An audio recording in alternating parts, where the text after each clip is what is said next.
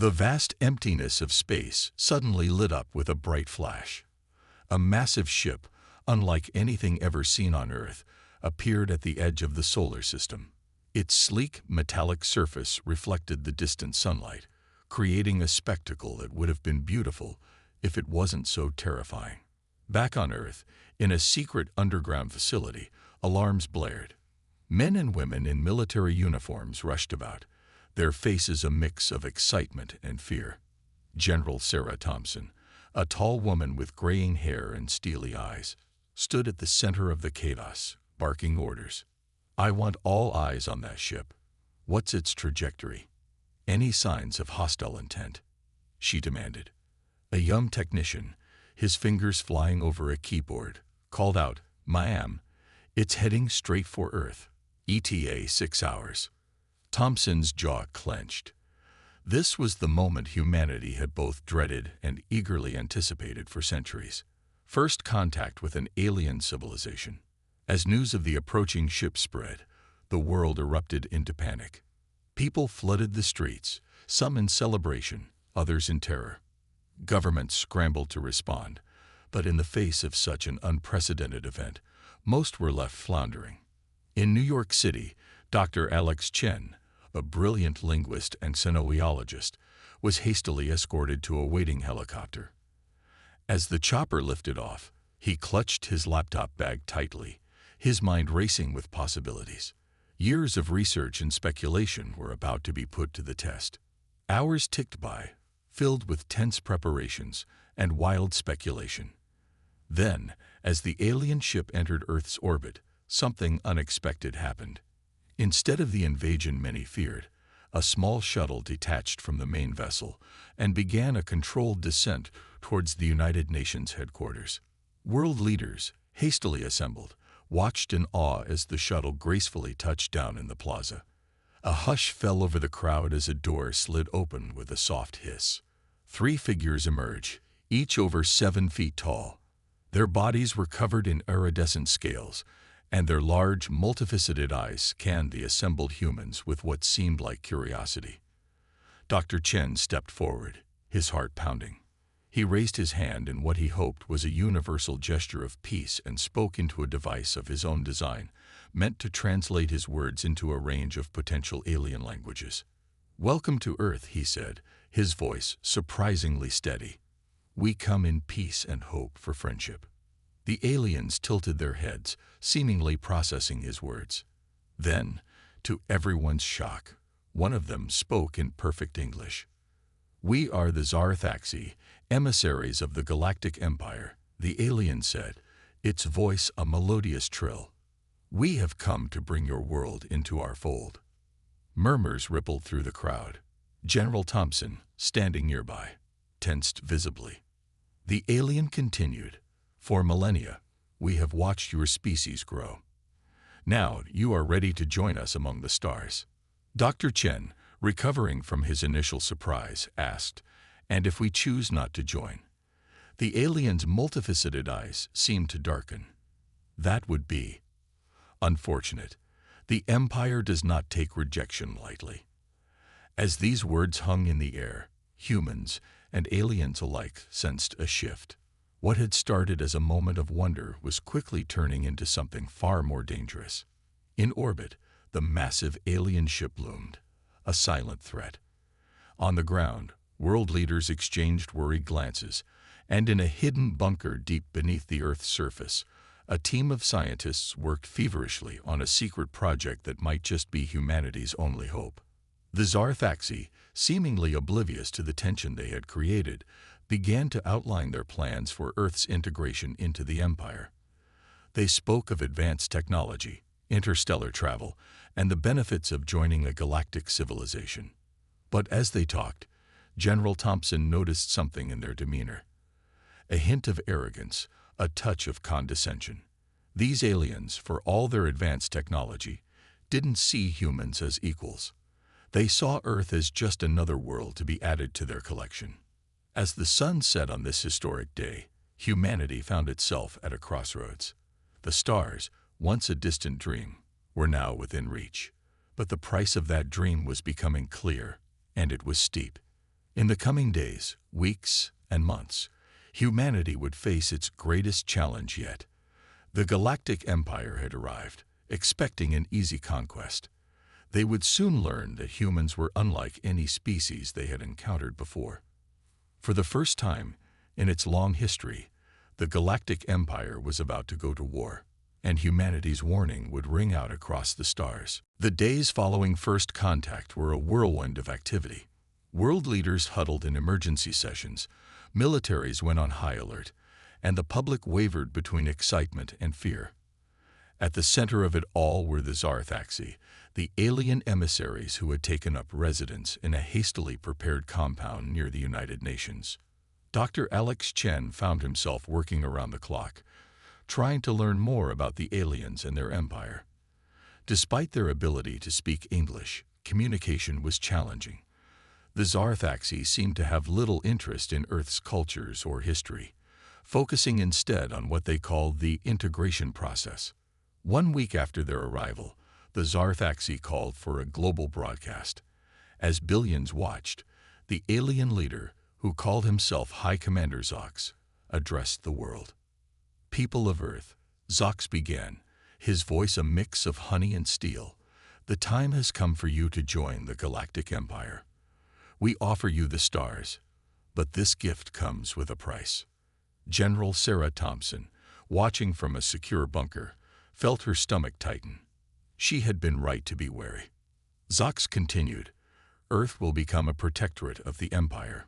Your resources will fuel our expansion.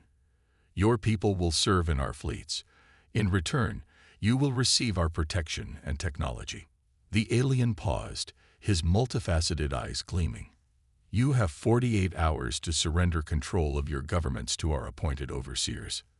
Resist, and we will be forced to take more direct action. As the broadcast ended, chaos erupted worldwide. Protests filled the streets, governments fell into disarray, and military leaders scrambled to prepare for the unthinkable. In Washington, D.C., President Elena Rodriguez called an emergency meeting. General Thompson and Dr. Chen were quickly flown in. Options. People, Rodriguez demanded, her face grim. I need options. General Thompson spoke first. Madam President, our conventional forces are no match for their technology. If we fight, we'll be decimated. So we just give up. Rodriguez snapped. Dr. Chen cleared his throat. There might be another way. The Zarthaxi, for all their power, seem to know very little about us. They're arrogant, overconfident. We might be able to use that against them.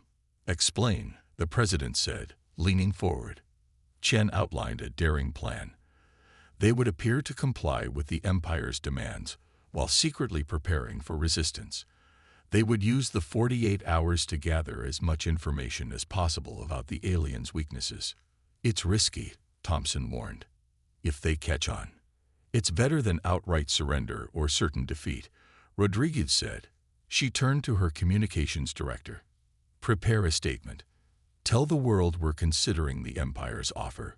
We need to buy time. As the meeting adjourned, Chen pulled Thompson aside. There's something else, he whispered. Something I didn't want to say in front of everyone. I think the Zarthaxi are afraid of us. Thompson's eyebrows shot up. Afraid of us? Chen nodded. They're pushing so hard for quick compliance. Why? If they're as powerful as they claim, why not just take what they want? I think they're worried about what we might do if we resist. As this realization sank in, a plan began to form in Thompson's mind. If the aliens were afraid, maybe humanity had a chance after all. In orbit, the Zarthaxi watched and waited. They had conquered thousands of worlds, but something about Earth made them uneasy. These humans were unpredictable, resourceful. For the first time in centuries, the Empire faced a species that didn't cower at their approach. As the ultimatum's deadline approached, both sides prepared for what was to come. The Empire, confident in its superior technology and vast fleets. Humanity, armed with nothing but courage, ingenuity, and a fierce determination to remain free. The stage was set for a confrontation that would shake the galaxy. The Galactic Empire was about to learn a harsh lesson. Never underestimate humans. As the clock ticked down on the Empire's ultimatum, the world held its breath. On the surface, governments appeared to be preparing for surrender. But deep beneath the Rocky Mountains, in a facility unknown even to most world leaders, humanity's last hope was taking shape. Dr. Samantha Lee, a brilliant physicist with wild hair and perpetually ink-stained hands, stood before a massive machine.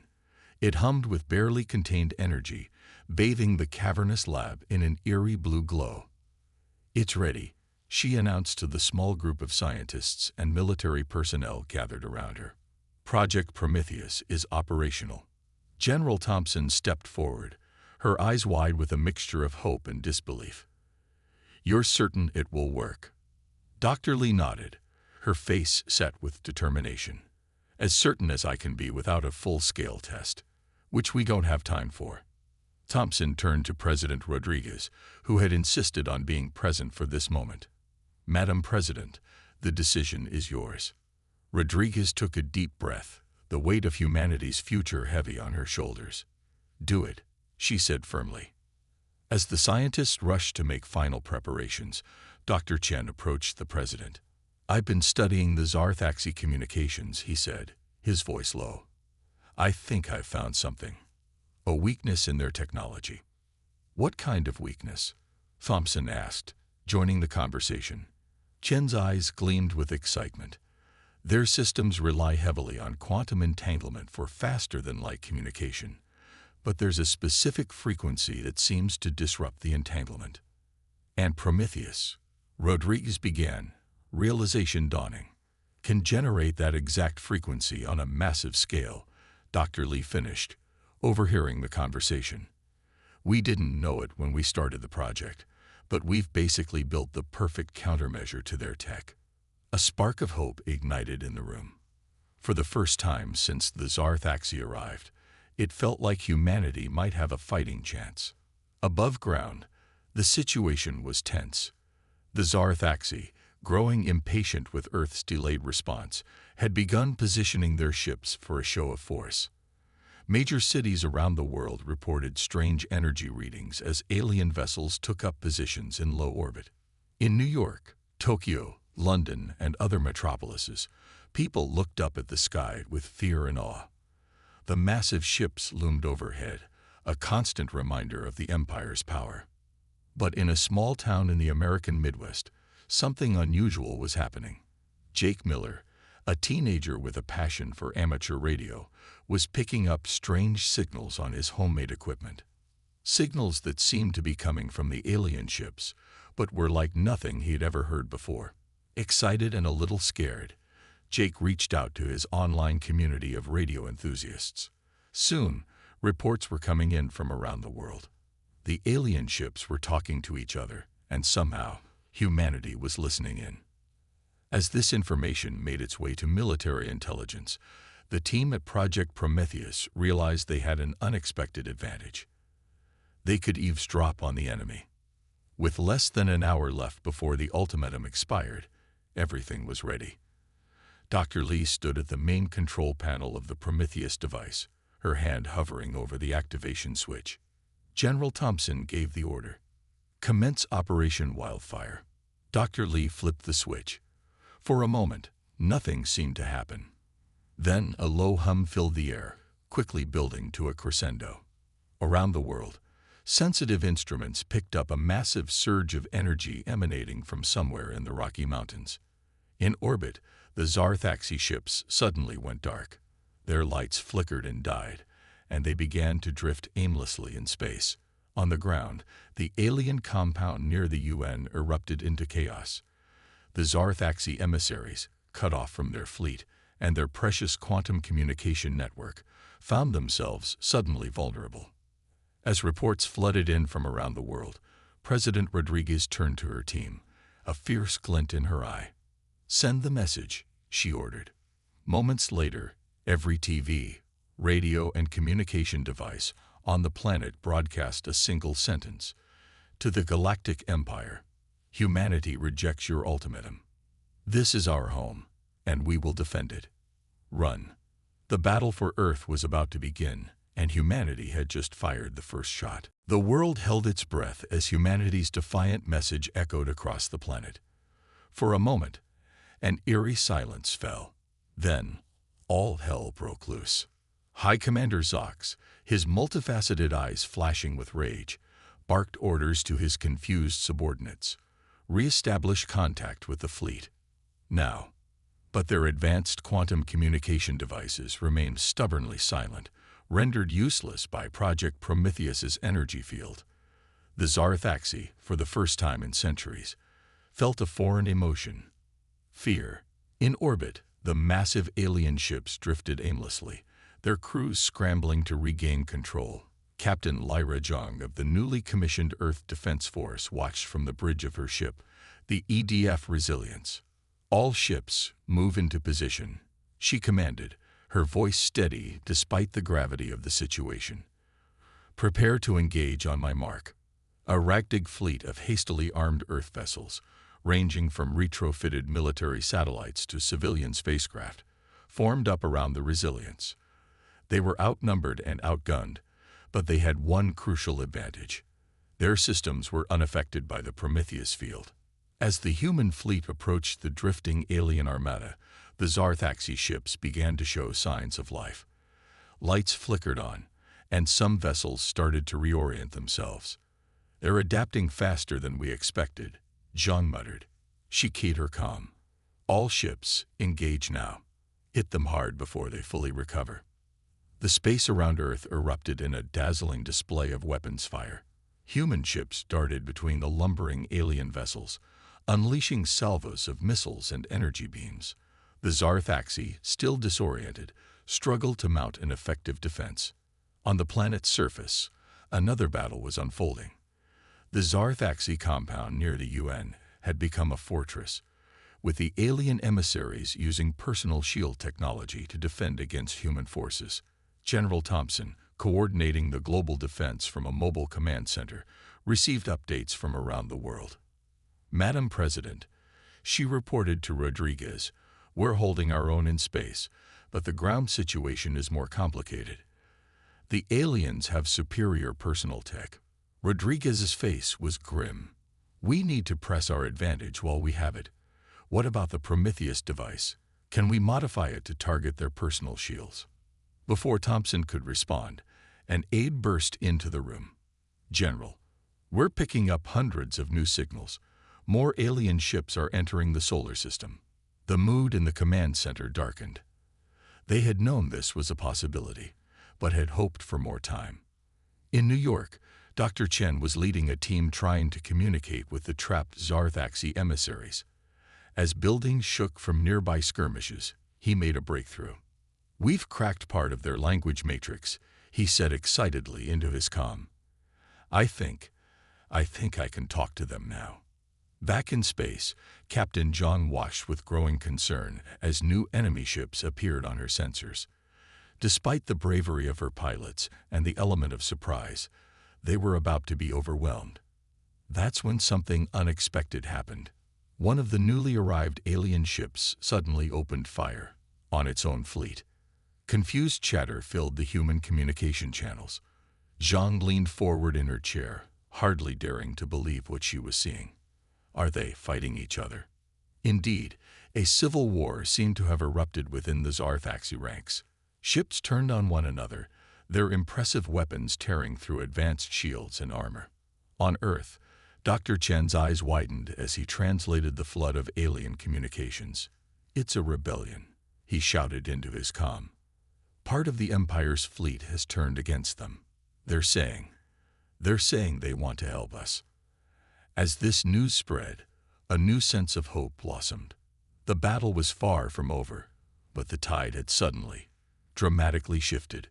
In the Rocky Mountain facility, Dr. Lee worked feverishly to refine the Prometheus device, pushing its disruptive field to new limits. On every continent, humans fought with desperate courage against the technologically superior Zarthaxi ground forces. And in space, Captain Zhang made a bold decision. All ships, form up with our new allies. Today, we make history. Today, we show the galaxy that humanity will not go quietly. The battle for Earth raged on, its outcome far from certain. But one thing was clear: the Galactic Empire had severely underestimated the tenacity, creativity, and sheer determination of the human race. The war had only just begun, and humanity was ready to fight. The space around Earth was a chaos of flashing lights and explosions.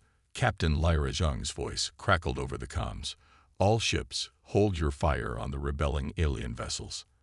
I repeat, hold your fire on potential friendlies." As human ships maneuvered to avoid friendly fire, a new signal cut through the noise. It was alien in origin, but broadcast on human frequencies. "People of Earth," a gravelly voice spoke in slightly accented English. "I am Admiral Croak of the Free Zarthaxi Alliance. We come to aid you against the oppression of the Empire." In the mobile command center, President Rodriguez and General Thompson exchanged looks of disbelief. This was an unexpected turn of events that could change everything. "Admiral Croak," Rodriguez responded, her voice steady, "we welcome your aid, but forgive us if we're cautious. How can we trust you?" There was a pause before Croak replied, "Trust is earned, human leader. We will prove ourselves in battle. The Empire has subjugated countless worlds. It's time someone stood against them. You've shown us it's possible." As this exchange took place, Dr. Chen worked furiously to understand the alien communications he was intercepting. His eyes widened as he decoded more messages. "Madam President," he reported excitedly, "the Free Alliance. They're not just Zarthaxi. There are multiple species in their ranks, all former subjects of the Empire. This is a full-scale rebellion." The news spread quickly, igniting a spark of hope. Humanity was no longer alone in its fight. In New York, the situation on the ground was tense. The Zarthaxi emissaries, still protected by their personal shields, were in a standoff with human forces. But now, with their communication to the Empire cut off and news of the rebellion reaching them, cracks were beginning to show in their united front. Dr. Chen, protected by a hastily assembled security team, approached the alien compound.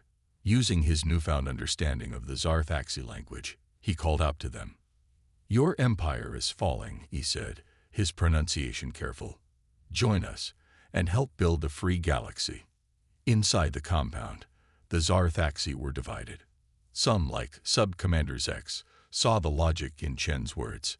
Others, still loyal to the Empire, prepared to fight to the last.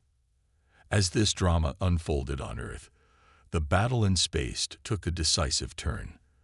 The combined forces of humanity and the Free Alliance were pushing back the Imperial fleet. Captain Zhang, coordinating with Admiral Croak, led a daring assault on the Empire's flagship. Her voice rang out over the comms. "All ships, focus fire on their main reactor.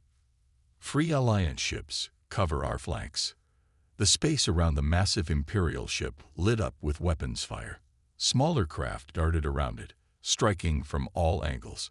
Finally, a well-placed shot from the EDF Resilience struck home.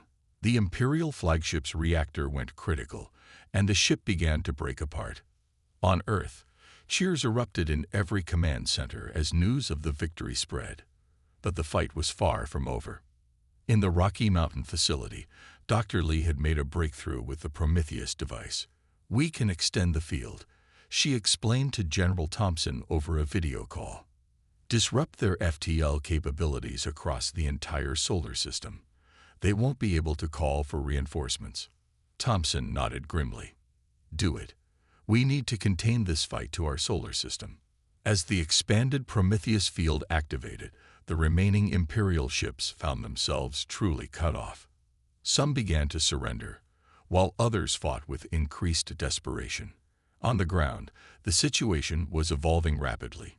In New York, Sub-Commander Zex and a group of like-minded Zarthaxi emerged from the compound, hands raised in surrender. Dr. Chen, his heart pounding, stepped forward to meet them. "We've been lied to," Zex said, his multifaceted eyes reflecting a mix of emotions. The Empire told us we were bringing order to the galaxy. But you humans, you've shown us the value of freedom. We want to help." As word of this surrender spread, similar scenes played out around the world. The tide of the ground war began to turn. In the mobile command center, President Rodriguez allowed herself a small smile. "General," she said to Thompson, "I think it's time we take this fight to them. Prepare for a counteroffensive." Thompson nodded, a fierce glint in her eye. "Yes, Madam President. It's time to show the Empire that humanity doesn't just defend. We fight back."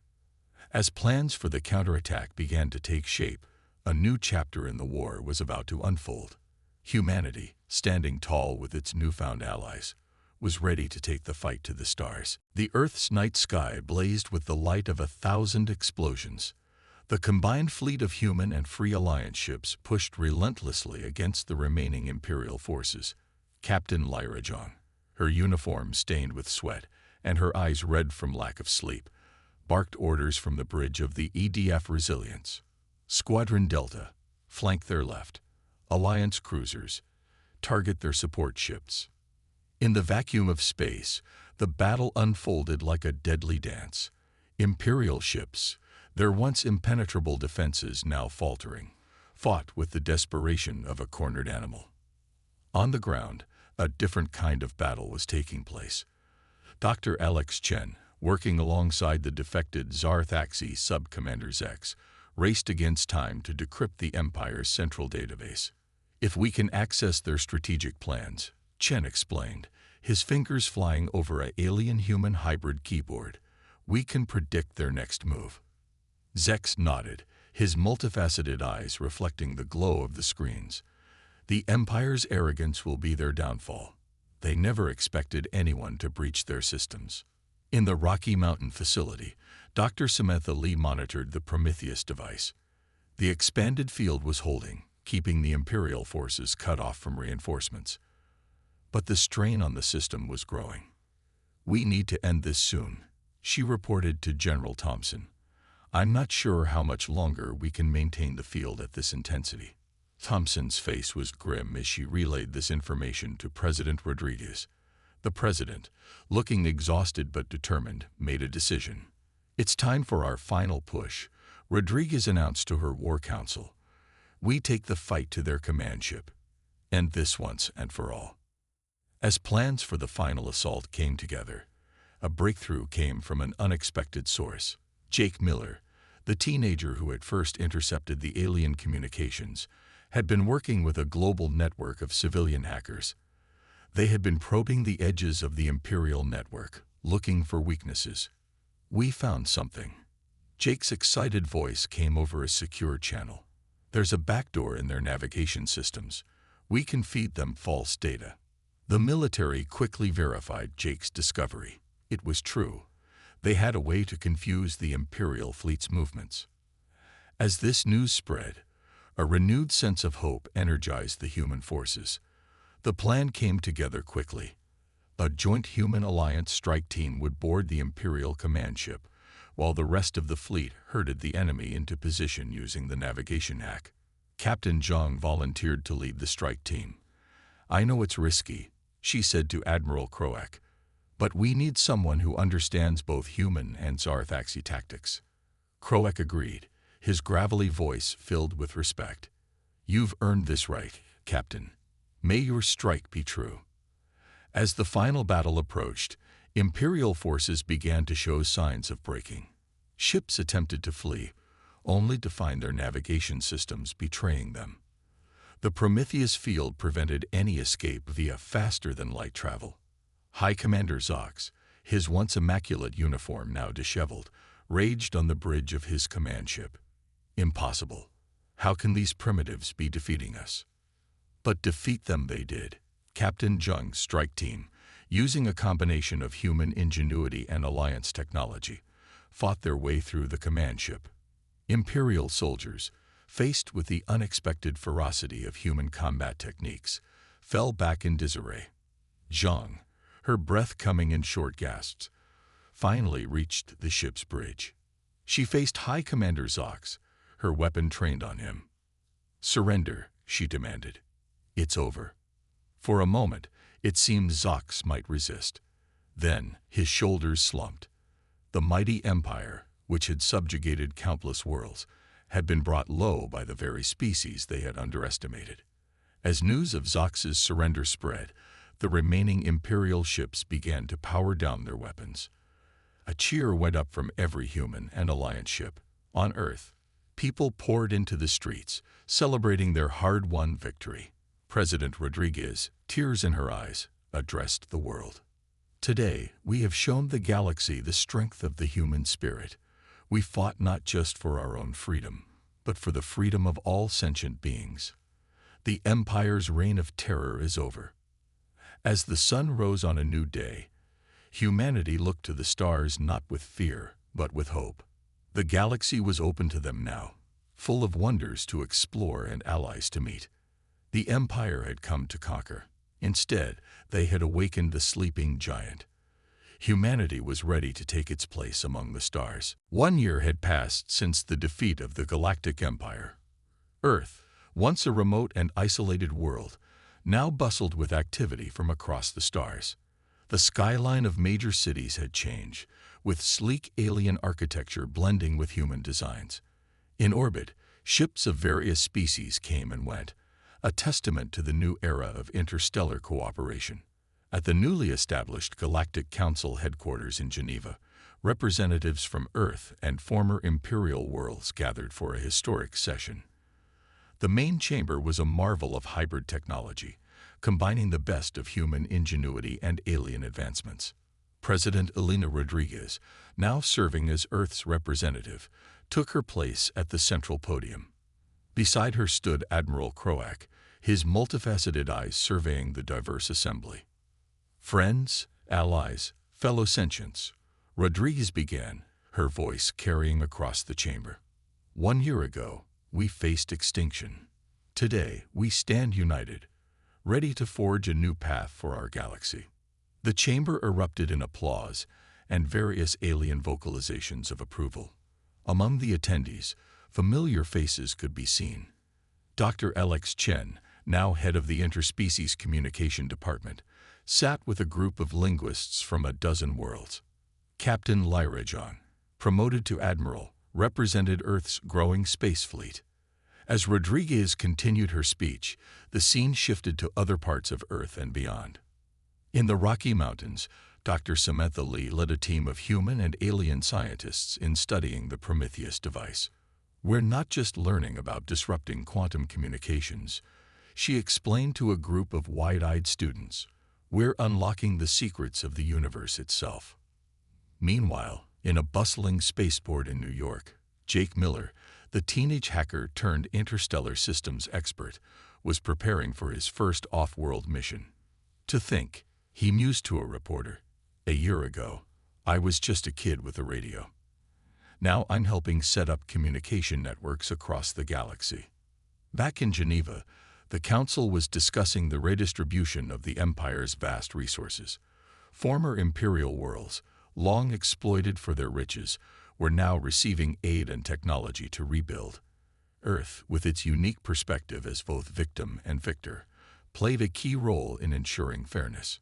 Sub-Commander Zex, now a respected diplomat, addressed the assembly. "We must learn from the mistakes of the Empire," he urged. "Power must be balanced, shared. No single species should dominate others."